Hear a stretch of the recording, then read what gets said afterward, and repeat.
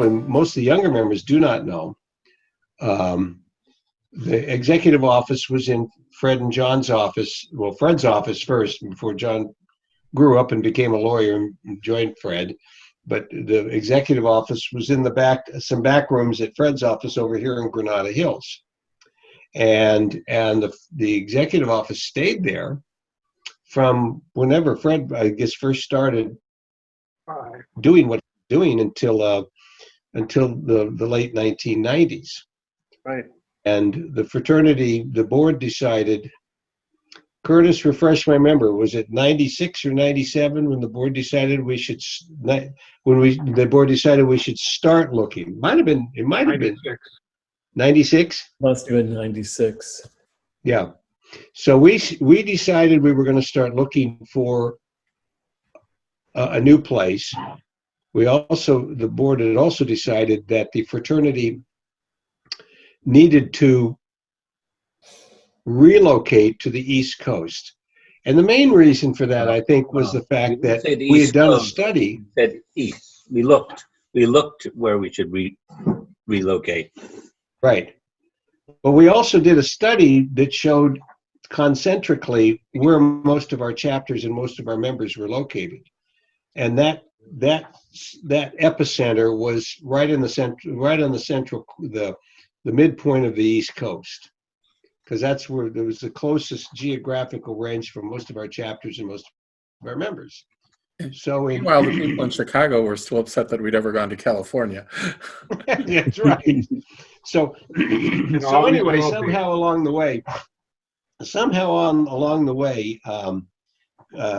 in 97, when Cliff took over, Curtis and I were assigned the responsibility of trying to see if we could find some office space. So that's what started this out. And Curtis, how long did we spend on our search? We did well, the initial places we visited, that was a couple of weeks of actually going around, but then you came back to Baltimore multiple times before we concluded the Baltimore thing. And I was just looking at my notes here, and it looks like it was 98 was when you were elected IJ, right? Yes. Right, but remember, we handed the deal. Right. We handed the deal contract to Cliff at that convention in '98 when he was retiring as IJ. One of the things we presented him with was the signed contract to buy the building in Baltimore. Right. Right. And then it was. So you and I want to say we spent 97 through 98 looking. We were looking around, yeah, and you and I looked particularly in the DC area and the Indianapolis area. Mm-hmm. Shelley was down in the South Carolina area. That's where she and Marie looked. I don't know that we had anything else on our final. Indianapolis. Well, Indianapolis. Joe and I went to Indianapolis. Yeah. Actually got to see. They actually gave us tickets to go see a game at the stadium, as I recall. Right. Still didn't sell us on Indianapolis because it cost both of us more money to get there than anyone wanted to pay. A lot of social fraternities were located there, and that was sort of the advantage of looking at Indianapolis, was having the ability to find things related to fraternities there, and it was central to the country. But as you did the concentric circles, DC became the national capital area actually became a place where you could get to most students by car or train, let alone plane. And so that's where Joe and I focused our attention. We looked in DC, we looked in Baltimore, we actually looked in Northern Virginia a little bit. But Shelley and Marie focused on South Carolina because that's where Marie wanted to move. Of course she did. She just happened to be from there. Yeah. Shocking. But you see, the problem though was that when Curtis and I, we did one of our trips through many properties in DC. The prices of the property were just not doable in terms of what the fraternity could afford to do. Baltimore, on the other hand, had much more competitive pricing. And, Frank Paddock didn't like the idea because he kept calling it the murder capital of the world, and he didn't want us to go there. Of course, Frank, those of you remember Frank. Frank became ED, and he absolutely loved Southern California. He thought that this was the greatest thing since sliced bread, because being from wherever he was, Pittsburgh, with the weather and all that stuff, this was nirvana for Frank Paddock. He just loved this area here, and didn't like it at all that we ended up going to Baltimore. But when we started out the idea of looking for a building and everything, I remember Fred getting on a phone call with Fred, and was on there. But Fred was one of the ones who suggested that California was really not the place to be for the fraternity, that we needed to look other places, and that's what had us sort of look out and see where else we could find. Yeah. There may have been something else in play with Frank's antipathy for Baltimore, because anyone coming from Pittsburgh is not going to be a huge Baltimore fan. That just goes against the grain. Well, the best thing Frank did was hiring Andrew. That might be his saving grace, was he hired Andrew, and the world started shifting for the better when Andrew came in. I would agree. Andrew was a great started taking things over. Yeah, absolutely. Hey, Joe Deems. Andrew liked Baltimore. Andrew really liked Baltimore. He came down from, was it Chicago area that he? I think he has a house here. Yeah.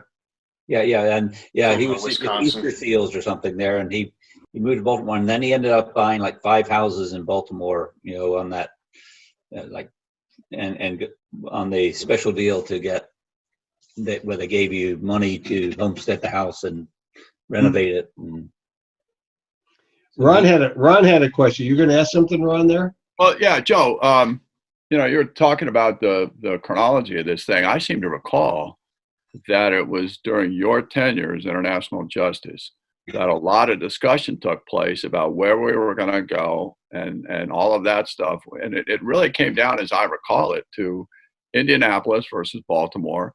And there were factions on that board that wanted to go one place and others that wanted to go another. And I think that whole process led to the advent of what has become a regular event now for the International Executive Board, and that is monthly phone call meetings, because things were changing so fast with what we were trying to get accomplished. I'm quite certain it was during your tenure that we were having those monthly phone calls, because I was your secretary and I was taking the minutes all the time and having to crank them out. Well, that was actually the decision. Just so you know, I agree with you about the monthly phone calls part, but I think the decision, the actual contract was to purchase it was signed and delivered to Cliff when he retired. So that was at the beginning of my term. Now there was a bunch of stuff that happened after that, but I can tell you a little backstory on this that everyone will probably get a kick out of. We had settled on the property on North Charles Street, and Curtis and I we looked at it and we said, this thing has got a lot of potential. We can do a lot of different things with it, with the different floors, and it was a main drag, and so anyway, backstory. So I picked up the phone one day, and this would have been somewhere either towards the end of my term as vice or the beginning of my term as justice. And I picked up the phone and I called this guy who's in an office on North Charles Street, and his name, for those of you who know baseball, was Peter Angelos. He was the owner of the Orioles. I called him up, spoke with his secretary, and I said, I'd like to speak with Mr. Angelos. And she said, who are you?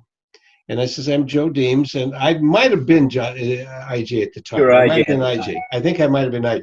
So I said, well, I'm International Justice of Phi Alpha Delta, his law fraternity, and I'd like to speak with him. And she says, about what? I says, well, we're about to buy a piece of property up the street, and I wanted to have him in the loop on this because this is his law fraternity. Well, Peter Angelos took the call. So we get to talking, and he said, who are you? And I told him again who I was. And I says, we're buying this brownstone up on North Charles, about 3 blocks from your office. He says, well, what do you want from me? I says, I want to borrow your best lawyer that you've got who knows anything about real estate transactions in the city of Baltimore. And I want you to donate his time to us to help us figure out what we got to do to structure the sale and all of that. And he went, oh, okay. So he gave me his house. He gave me his general counsel. And Curtis will remember this. The guy was a cigar smoking guy. What the hell was his? I forget his name. I'm having a senior moment. I don't remember it. Ted Stein. Does that sound right? It wasn't Stein. It was Ted. Ted may be Ted right. something or other. Cigar smoking, whiskey drinking lawyer from back there. And we decided we were going to condoize this building, and Ted set it all up. He did the whole deal. They didn't charge us a dime for the whole thing. And of course, we gave him awards and all that other good stuff. But that was part of the backstory on the building. So, living proof of the fact of what I call the 10th beatitude. Those of you who know the Bible, there's 9 beatitudes. Well, there's a 10th beatitude. Blessed is he who asks for nothing, for his wish shall be granted. So anyway. I actually learned a lot on this because then Cliff came out and we went and negotiated with banks. I remember Cliff coming out and negotiating with banks on interest rates and getting our business and the whole bit. And I learned from Cliff how to play the hardball. And he's an expert at it. He is very good at that. And as I recall, we had the mayor of Baltimore come down when we had our first board meeting in Baltimore, right? Mm-hmm. Yeah. He was in that building for what, 14 years. Is that how long we were in the building? Mm-hmm. 14 We years. said it was our first building, not our last building. That's true. That was our only full building. We're in an office condo now. So we still own. During the 2010-2012 biennium, Ron knows this. We made the decision to sell the building and purchase an office condo. Yeah. What did we eventually get for the building, Jay? What was it, Ron? Ron, you know better than me. I don't know, remember the exact figure. $650K maybe. Paid We paid about, what did we pay? About $350? Yeah, about The $350. market jumped. We were able to make a profit. We were able to Which is what we said would purchase happen. office condo. Joe and I said if the fraternity didn't buy it, we'd buy it. and rented. We were gonna, if the fraternity didn't buy it, he says, well, Curtis and I were, are you kidding me? No, it was less than that. It was $312,000. Holy smoke! We got a four-story brownstone on North Charles Street in Baltimore for $312,000.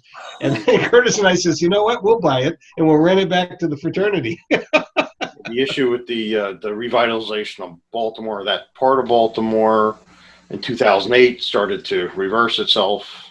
Yep. And then it became a safety issue for the employees. Or Andrew, in the middle of the winter, he'd be on top of the building trying to shovel the snow off the roof so it wouldn't cave in, and that's how he was spending a lot of his time. But we made the money that we thought we would make, and the investment from the capital campaign. The capital campaign, remember, Joe, at the convention in Los Angeles is when we burned the mortgage. Yep. Without burning down the hotel. The thing is that there, it was a first. It was no one ever thought that the fraternity could ever figure out a way how to own a piece of property. And we always felt, some of us at least felt, well, the only way we're ever going to get ahead is to own a piece of property, because property, at least in most places, tends to go up. So anyway, it was an interesting time. And Curtis, you and I we had a lot of fun. We actually had a lot of fun. We did. Although Joe did have to ride in my Jeep, which sometimes the air conditioner didn't work. But. Yes, but remember, it was more important because half the time we were doing it in the dead of winter. So it was snowing outside. We didn't need the air conditioning. We needed the heater to work. The heat worked. The heat The worked. building was actually owned by a LLC that was at the time partially 60/40. Yeah, well. Yeah, with the foundation, or what was the endowment fund and the fraternity, and then that got reconfigured during the purchase of the condo, where we are. The fraternity is now the foundation's tenant. Now Ron signed the first lease, and I had completed the most recent lease, and it pretty much we had finished just as we were coming to convention, and I just put John McKell's name on it. He ended up signing off on that was like the first order of business of the new biennium. What's kind of funny is the building we're in now, one of the law firms that share the same building, we actually inducted one of their daughters into the pre-law chapter, one of the partners there. So she laughed. She would go to her mom's office and she'd be like, "Hey, Phi Alpha Delta's just down the hall. I just joined that fraternity." Yeah. Wow, that's pretty cool. We actually moved over there in January of 2014, I believe. Yep. Nice Wow. space. It's a nice space. Mm-hmm. Oh, wow. So John K, how are we doing financially? Have you been able to dig into